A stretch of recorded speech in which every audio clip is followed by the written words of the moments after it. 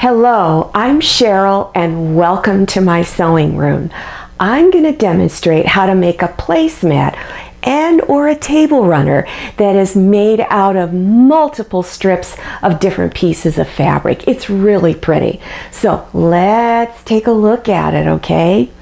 Look at that. Look at all those beautiful colors.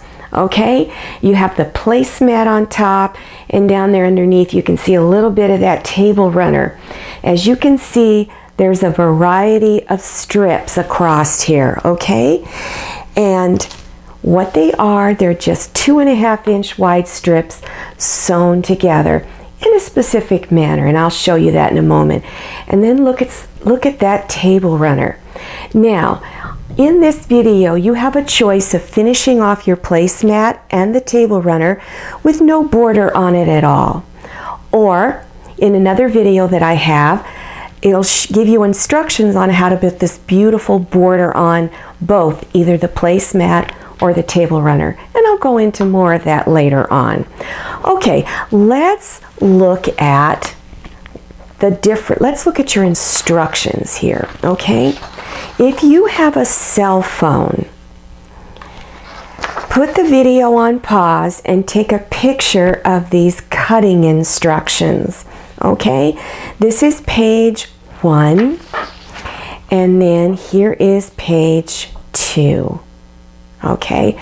So I'm going to go back to page 1, and the finished size of the placemat is 13 by 18 inches. And now for one placemat, you need to cut 2 strips 2 3/4 inches wide by 14 inches. Then you're going to need 7 strips 2.5 inches wide by 14 inches. Then you're going to need a piece of fabric for the lining. It's 14 inches by 19 inches. And then a piece of fabric for the back, also 14 inches by 19 inches. Now for the table runner, the finished size without the border is 12 inches by 60 inches. You're going to need to cut 2 strips 2 3/4 inches wide by 13, then 28 strips 2.5 inches wide by 13, and then a piece for your lining 13 inches by 61 inches, and for the back also 13 inches by 61 inches.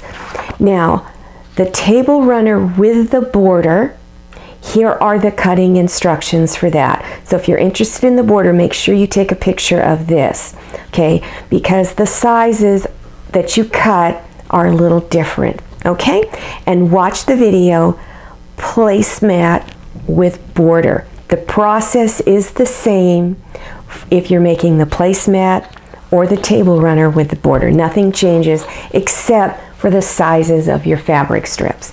Now, your fabric, okay, this is a jelly roll, okay? They come in a variety of colors. The problem that I have with jelly rolls is, yes, they're convenient because they're already pre-cut for you, but you don't get a lot of choices in colors and different types of fabric. But if you don't want to sit there and cut all your strips, here's another option for you. These are 2.5 inches wide by 42 inches, and there are 20 strips in there. So you can make a lot of placemats out of this, just this one jelly roll. And this cost me about $13 for this, okay? Now, what I made mine out of are these fat quarters. And I have probably 100 of these, okay, in a variety of colors and prints. And these are great when all you need is just small strips of fabric. So this is another choice. You can get them in fabric stores, and you can even purchase them online on the internet. Okay, let's look at what you need to do. You want to take the piece of lining and lay it out, and I'm using something very plain, just a cream colored. If you're going to use a print, I wouldn't advise that because it might show through your strips. This lining is going to be hidden on the inside, Okay, so you want to take your first strip, the one that is 2 3/4 inches wide, place it on one end and line it up on these 3 sides here. Then take your first strip of 2 1/2 inch wide, place it on top. Pin and stitch 1/4 inch seam all the way across.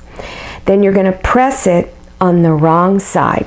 Make sure that you don't press on your cutting mat. Go to your ironing board and do your pressing.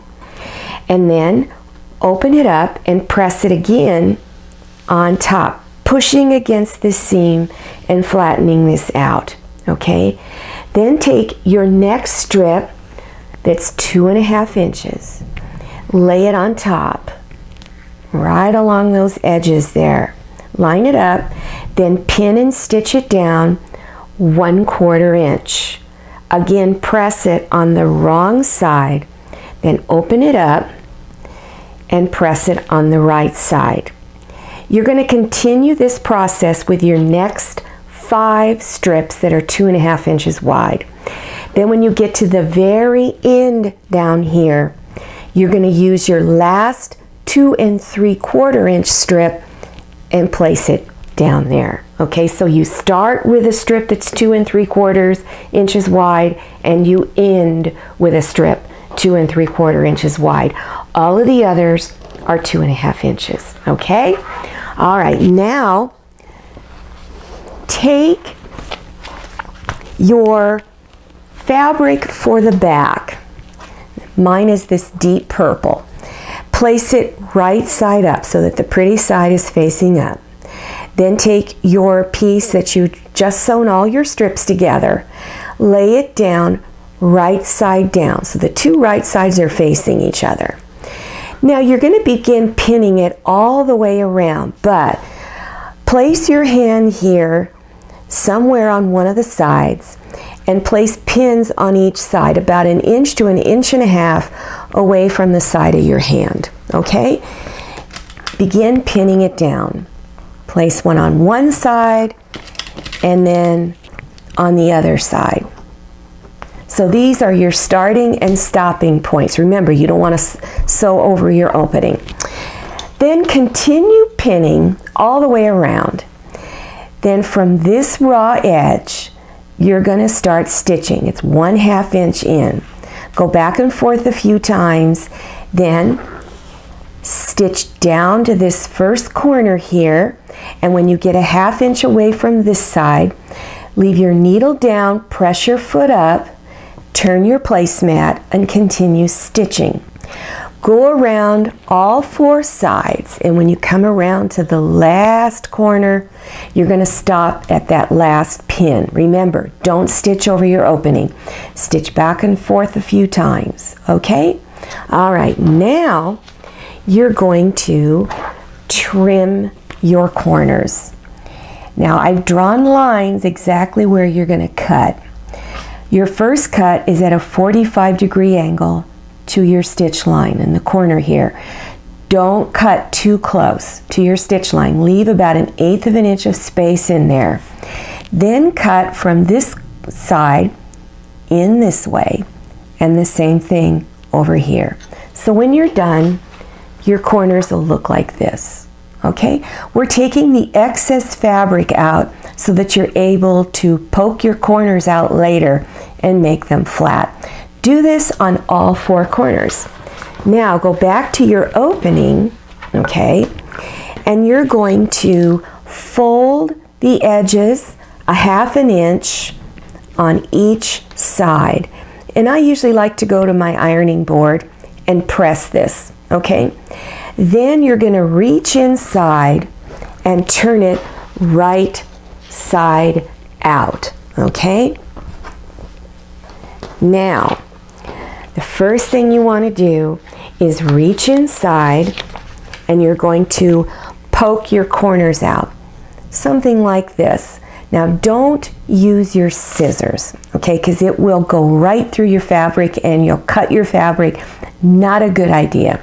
Also, when you're using this, don't poke too hard. So you're going to reach inside and at all 4 corners, from going inside, you're going to poke towards these corners gently, just gradually pushing that fabric out. Do that on all 4 corners.